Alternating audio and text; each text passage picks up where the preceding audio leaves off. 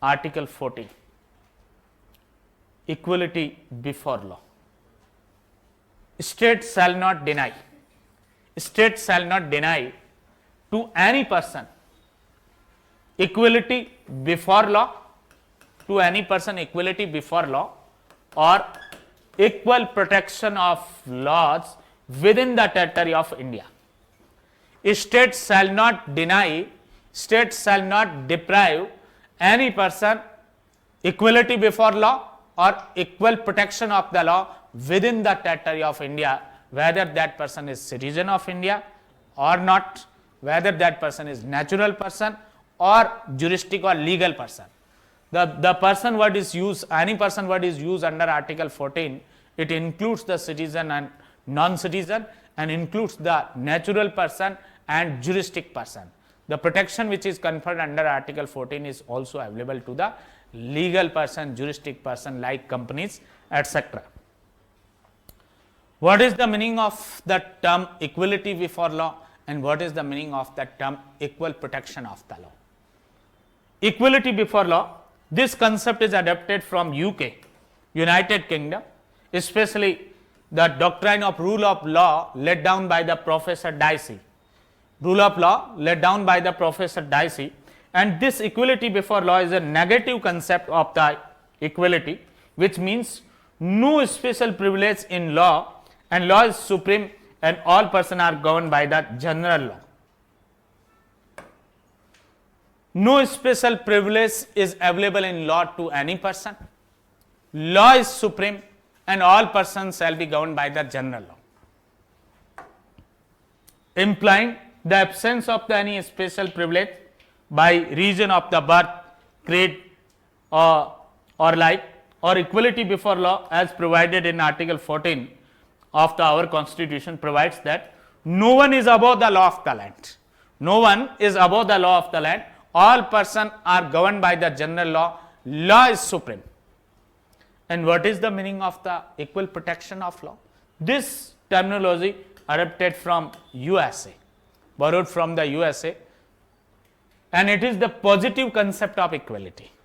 Equality before law is the negative concept of equality, and equal protection of law is the positive concept of equality, which means right to equality of the treatment in equal circumstances, guarantee of the equal treatment of a person in equal circumstances, and permitting differentiation in different circumstances.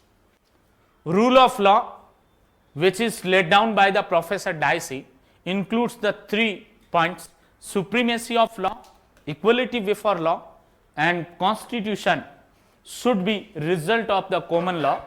First 2 principle is applicable in India, the third principle does not apply in India. Equal protection of law, which require the equal treatment with the persons are equal in circumstances. If the persons who are in different in circumstances require the different treatment with them, it is the requirement of the equal protection of the law. Otherwise, there may be an injustice with the person who are residing, who are living in different circumstances. समता का अधिकार जो अनुच्छेद 14 से लेके और कहां तक पढ़ेंगे हम? 18 तक, 14 से लेके और 18 तक पढ़ेंगे हम. सबसे पहले अनुच्छेद 14 में आप देखेंगे विधि के समक्ष समता. कई बार टाइटल या हेडिंग से डायरेक्ट क्वेश्चन पूछ लेते हैं. 14 पे मेन एग्जाम में भी क्वेश्चन पूछ लेते हैं. विधि के समक्ष समता को एक्सप्लेन करिए. Explain the equality before law under the constitution. संविधान में विधि के समक्ष समता को समझाइए. ऐसा मेन एग्जाम में भी क्वेश्चन आ सकता है. विधि के समक्ष समता, राज्य पर यह ड्यूटी है वो डाली गई है. एक ऑब्लिगेशन इंपोज किया गया आर्टिकल 14 में. राज्य भारत के राज्य क्षेत्र में किसी भी व्यक्ति को विधि के समक्ष समता से और विधियों के समान संरक्षण से वंचित नहीं करेगा. स्टेट, जिसकी डेफिनेशन आपने आर्टिकल 12 में पढ़ी है, जो आर्टिकल 12 में आपने स्टेट की डेफिनेशन पढ़ी है, वो स्टेट जो है भारत के राज्य क्षेत्र के भीतर किसी भी व्यक्ति को विधि के समक्ष समता से वंचित नहीं करेगा और विधियों के समान संरक्षण से भी वंचित नहीं करेगा. इक्वलिटी बिफोर लॉ जो है उससे डिनाई या डिप्राइव नहीं करेगा और इक्वल प्रोटेक्शन ऑफ लॉ जो है उससे भी डिप्राइव या डिनाई नहीं करेगा। ये स्टेट की जो है वो मैंडेटरी ऑब्लिगेशन रहेगा कि वो इक्वलिटी बिफोर लॉ भी प्रोवाइड करेगा और इक्वल प्रोटेक्शन ऑफ लॉ भी है वो पर्संस को प्रोवाइड करेगा। विधि के समक्ष समता जो ये शब्दावली अनुच्छेद 14 की, ये हमने ब्रिटेन से लिए। कहां से लिए? ब्रिटेन से लिए। और स्पेशली प्रोफेसर डाइसी जो है, जिन्होंने विधि का शासन सिद्धांत प्रतिपादित किया था, उसका भाग है ये विधि की समक्ष समता। और उस विधि के शासन सिद्धांत में 3 बातें वो कवर होती है प्रोफेसर डाइसी के: विधि की सर्वोच्चता और विधि के समक्ष समता, और तीसरी बात जो है संविधान सामान्य विधि का परिणाम होना चाहिए या सामान्य विधि की क्रमिक विकास का परिणाम है वो होना चाहिए। ये तीसरी बात जो है वो हमारे यहाँ लागू नहीं होती। यहां जो कॉन्स्टिट्यूशन है वो क्या है? Source of the rights of citizen और पर्सन है। यहां जो संविधान है वो क्या है? ये नागरिकों और व्यक्तियों के अधिकारों का स्रोत भी है। शुरू की दोनों बातें हमारे यहां लागू होती। विधि के समक्ष समता जो है, इस शब्दावली का क्या अर्थ है? ये विधि के समक्ष समता का मतलब विधि में दिए गए विशेषाधिकार और अधिरोपित कर्तव्य के संबंध में समान व्यवहार किया जाए। प्रत्येक व्यक्ति साधारण विधि के अधीन होगा और यह समता का नकारात्मक रूप है और किसी भी व्यक्ति को विशेषाधिकार नहीं दिया जाएगा। आप एक तो ये पढ़ लें कि प्रत्येक व्यक्ति जो है यहां पर जो भारत में रह रहा है वो साधारण विधि के अधीन होगा। दूसरी बात, विधि की सर्वोच्चता होगी। क्या होगी? विधि जो है वो सर्वोच्च होगी।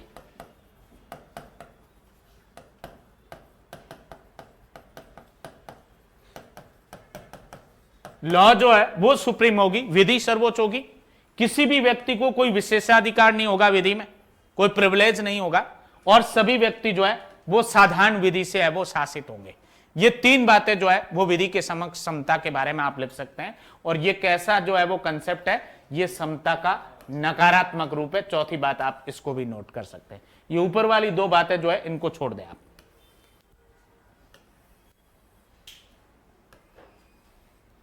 प्रत्येक व्यक्ति साधारण विधि के अधीन होगा, विधि सर्वोच्च होगी, किसी भी व्यक्ति को विशेषाधिकार नहीं होगा विधि में, और यह समता का कैसा है? नकारात्मक। नकारात्मक का मतलब नो प्रिविलेज। नकारात्मक का मतलब क्या है? नो प्रिविलेज, विशेषाधिकार नहीं है, सबको समान प्रकार के अधिकार है। और विधियों का समान संरक्षण, ये हमने अमेरिकन संविधान से ये वाक्यांश है वो लिया है। और ये समता का कैसा है? सकारात्मक रूप है। ये पॉजिटिव कंसेप्ट है इक्वलिटी का।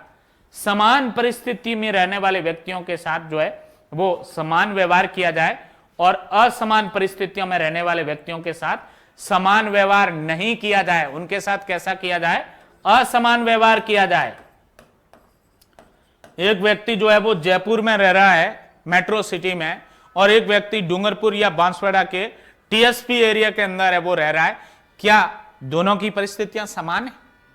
दोनों के लिए समान प्रकार की व्यवस्था लागू कर सकते हो आप? नहीं। वो भिन्न परिस्थिति में रह रहे हैं, उनके साथ डिफरेंट ट्रीटमेंट है वो रिक्वायर्ड है, उनके साथ अलग है वो व्यवहार है वो रिक्वायर्ड है। इसलिए उनके लिए हमने टीएसपी प्लान अलग बनाए, उनके लिए रिजर्वेशन की पॉलिसीज है वो अलग बनाई है। वो जो है वो समान परिस्थितियों में नहीं है, इसलिए असमान परिस्थिति में रहने वाले लोगों के साथ भिन्न व्यवहार किया जाए और समान परिस्थिति में रहने वाले व्यक्ति के साथ समान व्यवहार किया जाए। ये दोनों बातें मिलकर वो क्या है? ये विधियों का समान संरक्षण का कंसेप्ट जो है इसको कंप्लीट करती है। Yes, state of West Bengal versus Anwar Ali Sarkar 1951 supreme court. Court held that equal protection of law is subsect of equality before law. Object of both the concept is to deliver equitable justice and establish the equality of status of an individual. Equal protection of law is the sub-principal subsect of the equality before law, and object of both the principles are to deliver the equitable justice and to establish the equality of status of an individual. State of West Bengal बनाम Anwar Ali Sarkar 1951 supreme court. इस मामले में मुख्य न्यायमूर्ति पतंजलि शास्त्री ने, हिंदी में थोड़ा सा एडिशन है ये, पतंजलि शास्त्री ने ये कहा कि विधियों का समान संरक्षण जो है ये विधि के समक्ष समता का एक उप सिद्धांत है। विधियों का समान संरक्षण जो है सेकंड प्रिंसिपल, ये पहला जो प्रिंसिपल है विधि के समक्ष समता, उसका ही एक सब सेक्ट है, उसका ही एक सब प्रिंसिपल, सब डॉक्ट्राइन है, ये उप सिद्धांत है। और विधि के समक्ष समता और विधियों का समान संरक्षण, इन दोनों सिद्धांतों का उद्देश्य एक ही है, क्या? समता मूलक न्याय प्रदान करना और दूसरा प्रतिष्ठा की समता की स्थापना करना। व्यक्ति जो है, व्यक्ति की प्रतिष्ठा की समता की स्थापना करना और समता मूलक है वो न्याय प्रदान करना, ये दोनों उद्देश्य इन दोनों प्रिंसिपल का, ऑब्जेक्ट दोनों का सेम है। और यह भी कहा कि विधियों के समान संरक्षण के बिना जो है विधि के समक्ष समता की कल्पना भी नहीं की जा सकती। यदि इक्वल प्रोटेक्शन ऑफ लॉ नहीं है तो इक्वलिटी बिफोर लॉ भी नहीं हो सकती, उसका आप इमेजिनेशन भी नहीं कर सकते, इसका होना भी जरूरी है। जब विधियों का समान संरक्षण होगा तभी इक्वलिटी बिफोर लॉ है वो हो पाएगी। What are the exceptions of Article 14 or the rule of law? Immunity to the President and Governor is privilege and immunity is provided for the office of President and Governor under Article 361. Under Article 361 of the Constitution, provisions of Article 31A and 31C are having the overriding effect upon the Article 14. Member of armed forces have no right to claim the equality before law. Parliament may restrict or abrogate the fundamental rights conferred under Part 3 for members of the armed forces under Article 33 of the Constitution and foreign ambassador etc. To the foreign ambassador etc. immunity is provided under UN Charter or Geneva, Vienna Convention etc. in so many international treaties or convention are concerned to the, which provides the immunity for foreign rulers, foreign ambassador, foreign diplomatic representative. All these are the exception of Article 14. There is a special treatment with the all these person and having a privilege under the Constitution or the international law. अनुच्छेद 14 के कुछ अपवाद है जो आपने पढ़ा कि प्रत्येक व्यक्ति जो है वो विधि के समक्ष समान है, इसके कुछ अपवाद है जहां उनके लिए विशेषाधिकार की व्यवस्था की गई है। एवरी पर्सन की तरह उनको ट्रीट है वो नहीं किया जा रहा है, कुछ डिफरेंट है वो उनके लिए जो है वो प्रोसीजर है वो बता रखा है। जैसे राष्ट्रपति और राज्यपाल के विशेषाधिकार और उन्मुक्तियां जो अनुच्छेद 361 में दे रखी है। सामान्यतः कोई व्यक्ति अपराध करता है तुरंत गिरफ्तारी हो जाती है उसकी। सामान्यतः कोई व्यक्ति कोई कार्य किया उसके लिए वो रेस्पॉन्सिबल होता है कोर्ट के अंदर।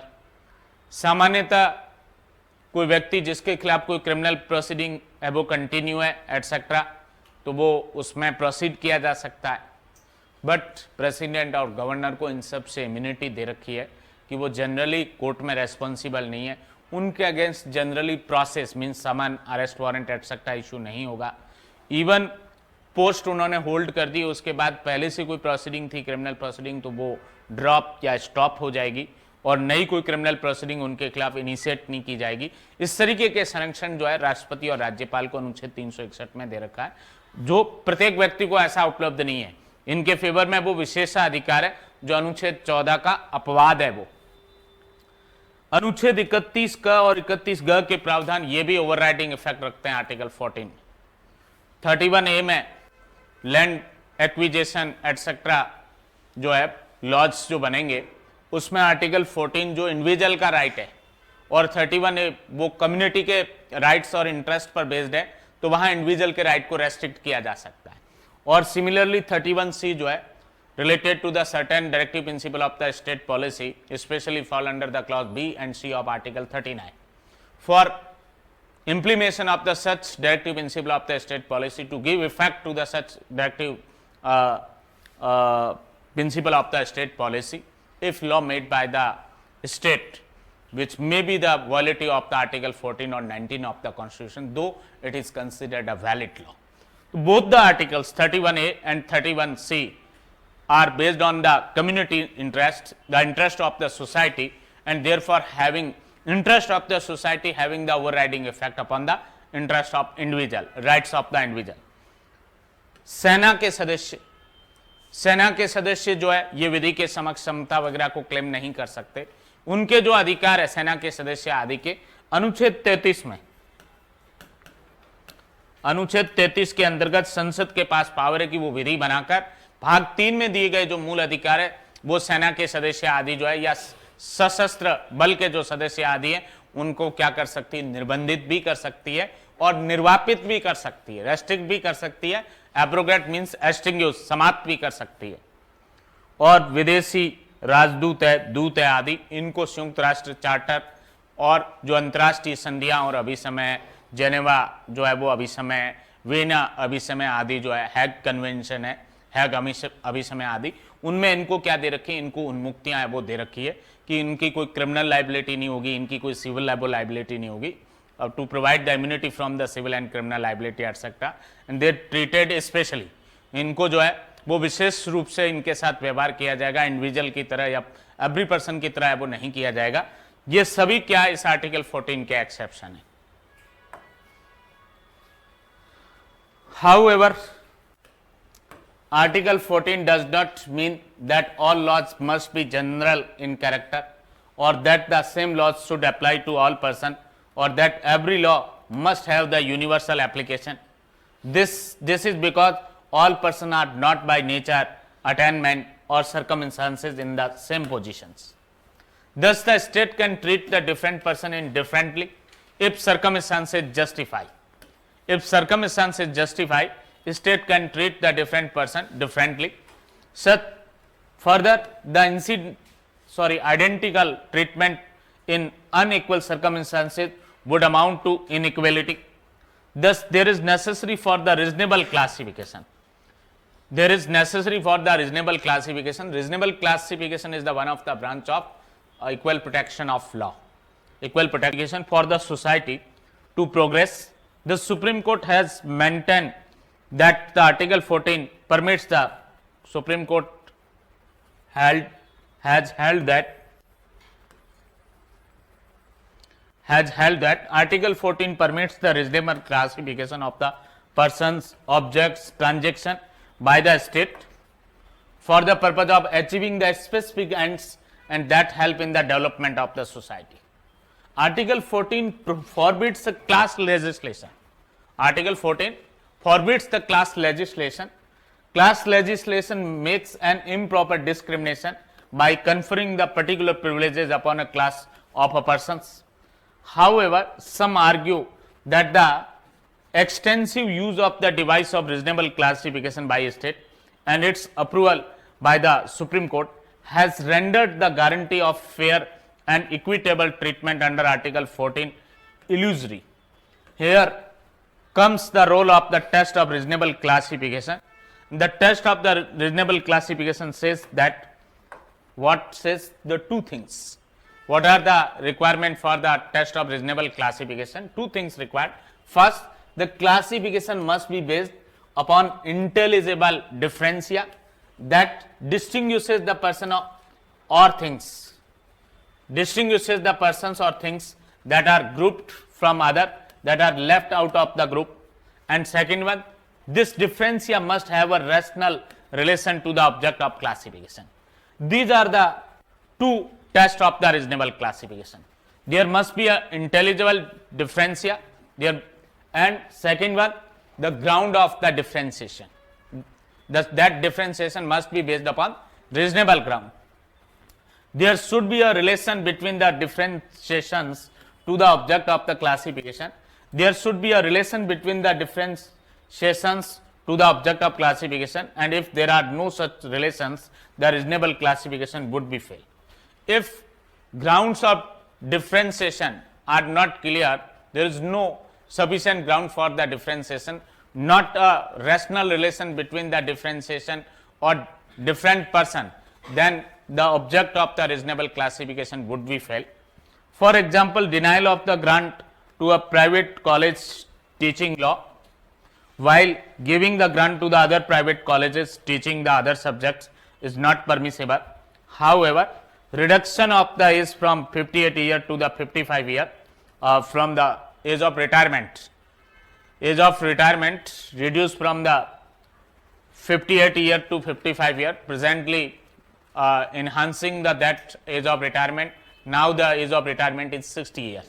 So it is considered reasonable classification or applicable upon the all government servants.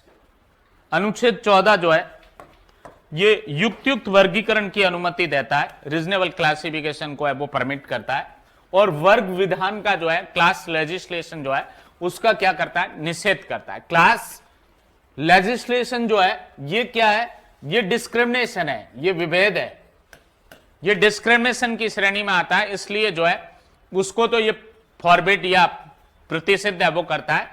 और रीजनेबल क्लासिफिकेशन जो है युक्त वर्गीकरण किया है वो अनुमति देता है। किसी भी विधि को सार्वदेशिक रूप से लागू नहीं किया जा सकता, सार्वभौमिक रूप से लागू नहीं किया जा सकता, और सभी व्यक्ति जो है वो अपनी प्रकृति या योग्यता और परिस्थितियों से समान नहीं होते। सभी व्यक्ति जो है प्रकृति से, योग्यता से और परिस्थितियों से समान नहीं होते हैं, इसलिए भिन्न भिन्न स्थानों, भिन्न भिन्न परिस्थितियों में रहने वाले व्यक्तियों के लिए भिन्न विधि का निर्माण किया जा सकता है, और भिन्न परिस्थितियों में रहने वाले व्यक्तियों के लिए भिन्न विधि बनाना, यही क्या है, ये युक्तियुक्त जो है वो वर्गीकरण है, ये रीजनेबल क्लासिफिकेशन भी है, एंड ये इक्वल प्रोटेक्शन ऑफ लॉ भी है, ये विधियों का समान संरक्षण भी है। वर्गीकरण या युक्तियुक्त वर्गीकरण जो है इसके क्या आवश्यक तत्व है?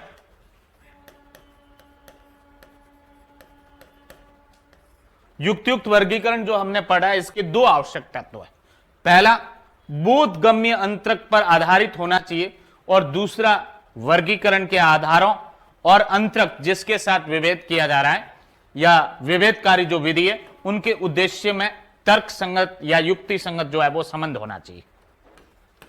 बोधगम्य अंतरक पर आधारित होना चाहिए मींस जिनके बीच में डिफरेंशिएशन किया जा रहा है वो वास्तव में अलग ग्रुप बनता हो, ऐसा है वो केवल इल्यूजरी या इमेजिनरी है वो नहीं होना चाहिए, वास्तव में वो डिफरेंट पोजीशन में, डिफरेंट सर्कमस्टांसेस में, और फिर क्लासिफिकेशन के जो ग्राउंड्स है और जो डिस्क्रिमिनेटिंग लॉ है जिसके माध्यम से उनके लिए जो है वो डिफरेंशिएशन किया गया है, उसके बीच में एक रैशनल रिलेशन जो है, एक जो है वो तर्क संगत संबंध भी है वो होना चाहिए। ये दोनों बातें क्या है, ये रीजनेबल क्लासिफिकेशन या युक्त वर्गीकरण के लिए आवश्यक है। ये बिंदु आपको मेन एग्जाम में भी पूछा जा सकता है। Explain the reasonable classification. Sagir Ahmed versus state of UP 1954 supreme court held that state may be a class under article 14, means in favor of the state reasonable classification may be made by the law made by the parliament or state legislature. Not only the individual constitute a class for the purpose of the article 14, a state also constitute a class, and in favor of the state the classification may be made. Sagir Ahmad बनाम state of UP 1954 supreme court न्यायालय ने यह भी निर्धारित किया गया, राज्य के पक्ष में, स्टेट के पक्ष में एक विशेष व्यापार के लिए सृजित एकाधिकार विधि मान्य, अर्थात जो है राज्य के पक्ष में भी विभेद किया जा सकता है या राज्य भी एक वर्ग हो सकता है। अनुच्छेद 14 के पर्पज के लिए राज्य भी जो है वो एक श्रेणी या एक वर्ग हो सकता है।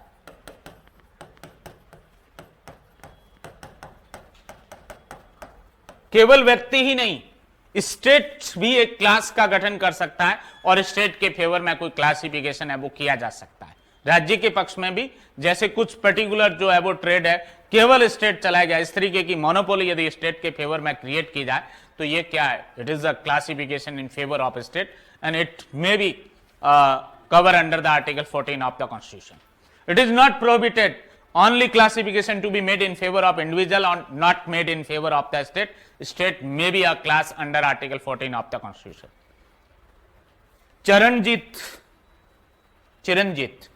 Chiranjit Lal versus Union of India 1951 Supreme Court. In this case law, Supreme Court held that individual can also be classified as class, and artificial or juristic or juristic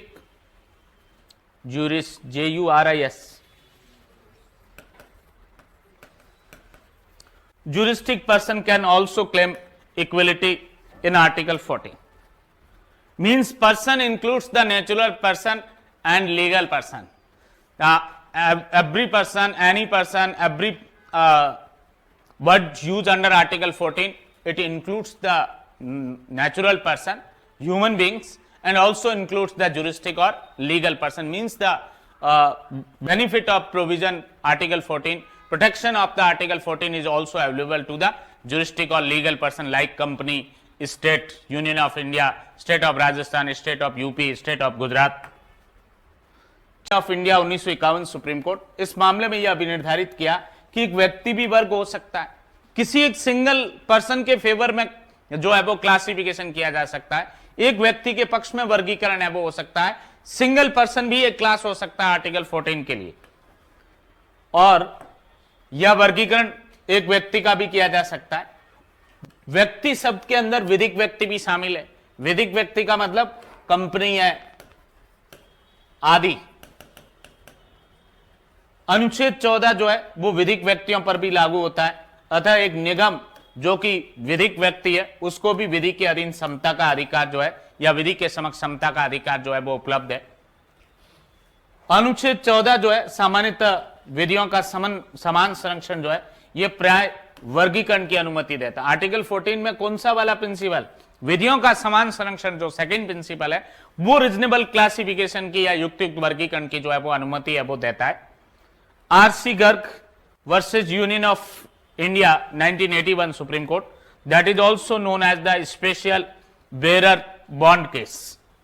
the another name of the nickname of this case is special bearer bond case. RC Kapoor or Cooper versus Union of India 1970 Supreme Court. In both two case law, the test of reasonable classification has been explained by the Honorable Supreme Court and discussed the 2 points which is already discussed by us. Classification must be based on an intelligible differentia which differentiate the group of the others, and differentia must have a rational relation nexus to the object to the achieved by the act or the discriminating law. What may be the grounds of reasonable classification under Article 14? May be based on the geographical grounds, like there may be made a discrimination, special provision in favor of the person residing in Dungarpur, Banswara, etc., TSP areas, nature of occupation, BPL or APL, etc., on the basis of earning, classification in favor of the state, as per the Sagir Ahmed versus State of UP, the classification may be made in favor of a state, classification in favor of individual, Chiranjit Lal versus Union of India 1951 Supreme Court, there may be a classification in favor of an individual, exemption of taxes, tax slabs for this income group, that income tax is 5%, 10%, for this income group 20%, and this income group the 30%, the maximum income tax, that is based on the reasonable classification and on the basis of the difference in time. All these are the grounds of the making classification under Article 14 of the Constitution. RC Garg बनाम भारत संघ 1981 supreme court, special bearer bond case के नाम से जाना जाता है इसको।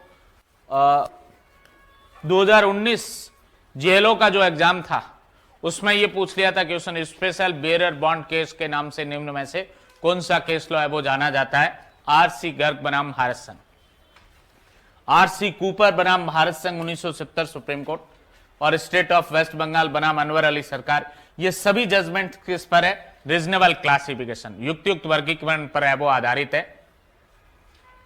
Next, doctrine of the new dimensions of equality, doctrine of new dimension of the equality, there are two leading judgment upon the this doctrine under article 14. One is the E.P. Royappa versus State of Tamil Nadu, and another is the Menka Gandhi versus Union of India 1978 Supreme Court. What was held by the Honorable Supreme Court in E.P. Royappa versus State of Tamil Nadu 1974 Supreme Court?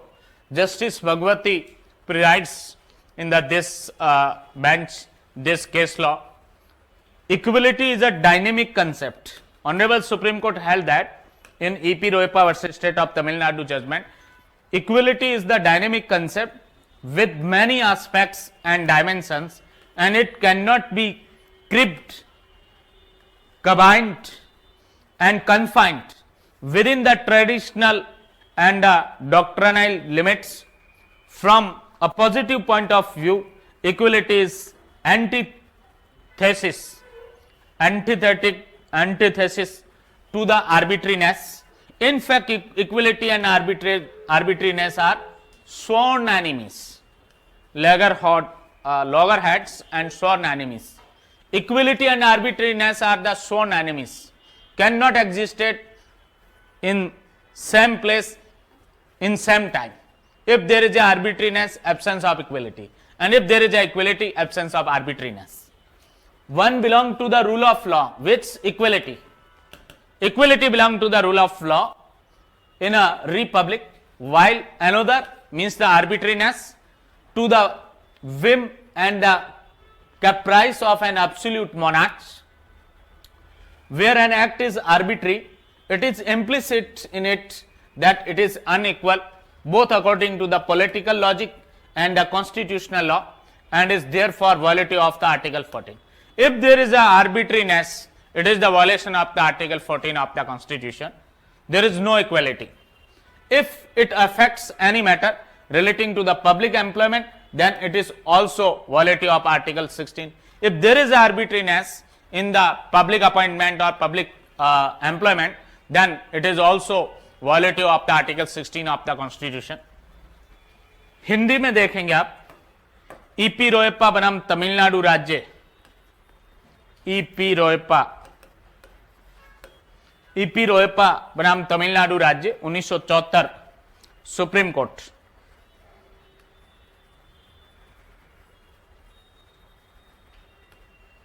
PN Bhagwati जो है इस matter में justice थे। UGC net में एक बार ऐसा प्रश्न पूछ लिया गया था, EP Royappa versus state of Tamil Nadu judgment में कौन प्रिजाइड कर रहे थे, अध्यक्षता कौन कर रहे थे उस बेंच में? PN Bhagwati, honourable justice PN Bhagwati. क्या अभी निर्धारित किया गया ईपी रोयप्पा बनाम तमिलनाडु राज्य में? हालांकि मेनका गांधी बनाम भारत संघ 1978 सुप्रीम कोर्ट भी समता के नए आयाम, क्या नाम है इस प्रिंसिपल का? समता के नए आयाम।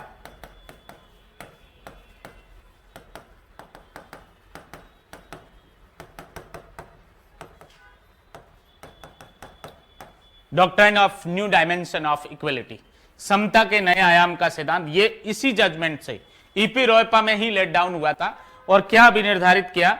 न्यायमूर्ति पीएन भगवती ने जो है समता के नए